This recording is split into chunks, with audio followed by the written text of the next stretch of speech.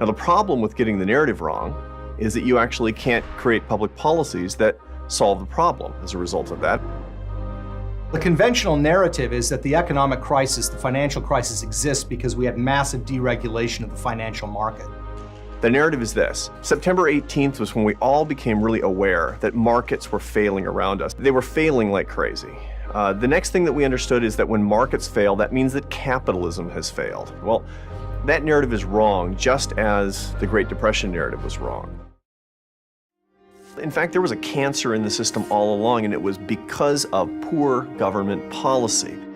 They made bets on bets. They made bets on the bets of the bets that they'd previously made, and they did it with a kind of blithe disregard of consequences. It was because of social engineering that was shot through the entire economic system.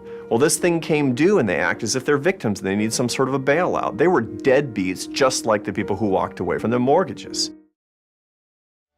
This requires some very, very tough thinking.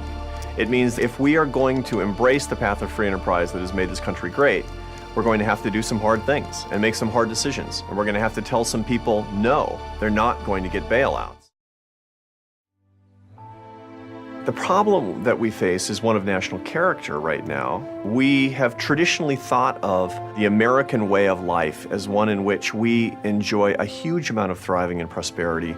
But furthermore, we engage in a system of free enterprise and prosperity and opportunity that we pass on to our children that means that they're going to have at least as much opportunity as we ever had.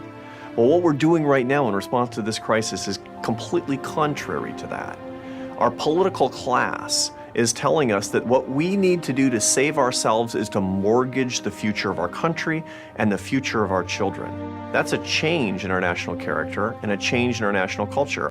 That's a very, very extreme thing to do.